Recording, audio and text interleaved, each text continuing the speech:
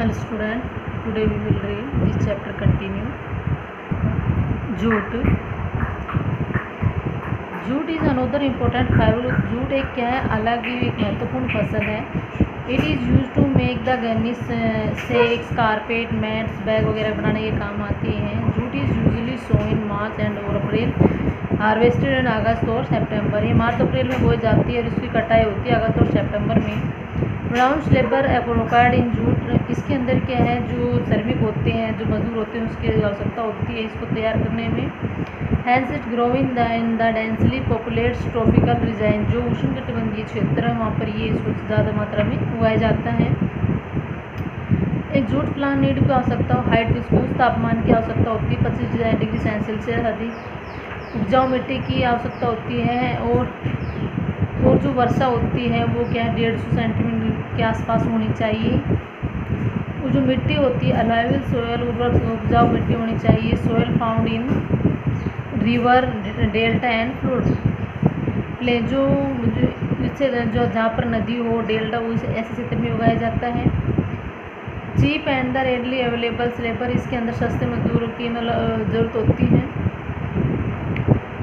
India, Bangladesh, Brazil, China and the Taiwan, Thailand and Malaya and jute produce countries. इनके अंदर क्या है, जो जूट का उत्पाद किया जाता है.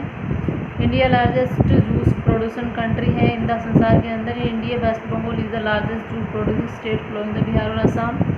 Jute is called the golden fibre. It is the called the brown paper of the wholesale trade in the mostly use to make the packing material. इसको क्या है, गोल्डन फाइबर भी कहा जाता है. इसको क्या है, और इसको जो ब्राउन पेपर भी बनाया जाता है और उससे पैकिंग के सामान भी जूट द्वारा ही तैयार किए जाते हैं. कैश क्रॉप्स होती हैं, नकदी फसलें.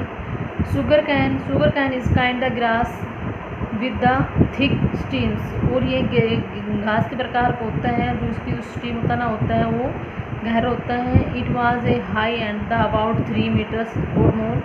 इसकी जो ऊंचाई होती है 3 मीटर के आसपास है, इससे भी अधिक हो सकती है. Sugar is sorted in the stamp of the sugar cane. वो जो स्टोर्ड है इसके अंदर क्या है, इसके शुगर कैन के अंदर स्टैम्प होता ना होता है. Now sugar cane plants grow on the stamps cutting of the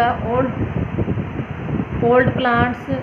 और जो इसको क्या जो ग्रोइंग किया जाता है, इसको स्टैम्प के द्वारा ही इसको उगाया जाता है. और इसकी जो कटिंग होती है वो कहाँ से होती है, स्टैम्प जो प्लांट होता है उसकी स्टैम्प्स की कटिंग होती है.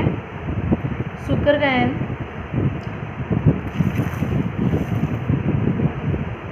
Properly organised in the eastern Asia के अंदर. ये ईस्टर्न जो पश्चिमी एशिया है was taken the middle east, मध्य पूर्व के अंदर और south Europe by the Arab trade के अंदर इसका जो व्यापार किया जाता है.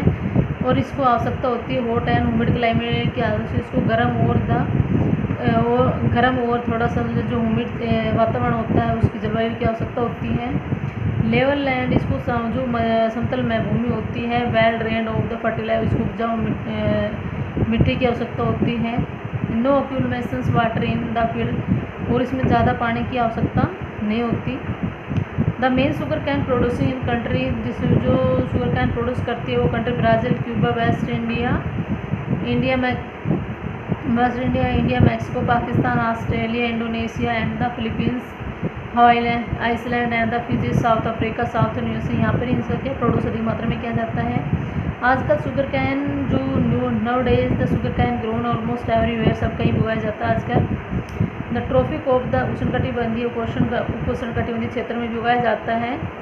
However here is hardly any sugar cane production of temperate land. और ये जो इसका उत्पादन किया जाता है, जो उष्णकटिबंधीय क्षेत्र होते हैं वहाँ पर भी इसका उत्पादन किया जाता है. बेवरेज जो पेय फसल है उसको tea, coffee and coca are the मुख्य पेय बेवरेज क्रॉप से मुख्य पेय फसलें हैं. All are the extensively growing in the tropic and उष्ण और उष्ण क्षेत्र और उपोष्ण क्षेत्र के अंदर उगाया जाता है. मोस्टली द प्लांटेशन क्रॉप, ये मुख्य बागवानी फसल है. ये मुख्य बागवानी फसलें हैं. T,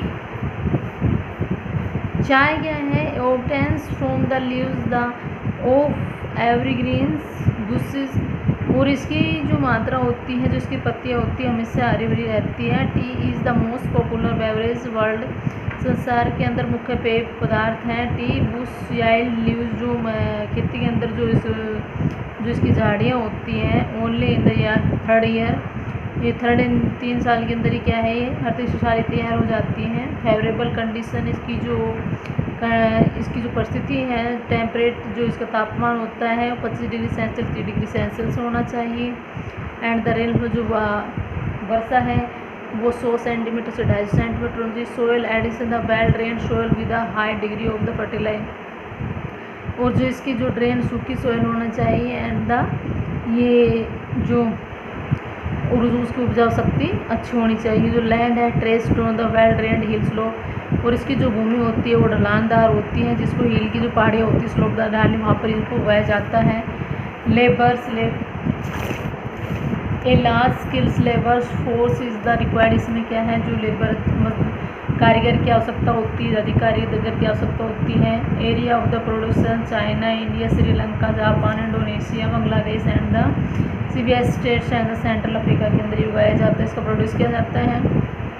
coffee the coffee was the first discovered growing the Kaffa in Ethiopia, जो इथोपिया के अंदर जो कोफ का क्षेत्र है वहाँ इसको खोजा गया था। It is today growing in the large part in the tropic, जो उष्णकटिबंधीय क्षेत्र वहाँ पर इसको ज़्यादा उगाया जाता है। And is a very popular, ये काफ़ी लोकप्रिय पेय पदार्थ है।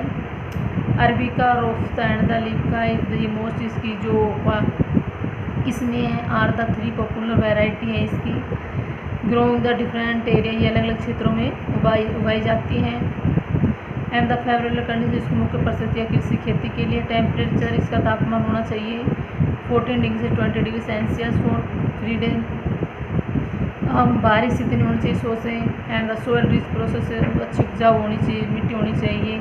Process soils and then the volcanic soil, और इसके ढलान वाले खेत होने चाहिए। लैंड जो है इंडुलेटिंग है, high land slopes, platitude suitables its continue, ऐसे मतलब जो ढलान वाले क्षेत्र होने चाहिए जहाँ प्लेटिट्यूड पठार पर पानी इन पौधों की जड़ों में रुक न सके। Area Brazil, Colombia, western eastern Africa, central Africa, Europe और यूरोपा, न्यूडे, चाइना, ये क्या है, इसका उत्पाद किया जाता है इन क्षेत्रों के अंदर। Dear student, today your homework, read this chapter yourself and today your learning work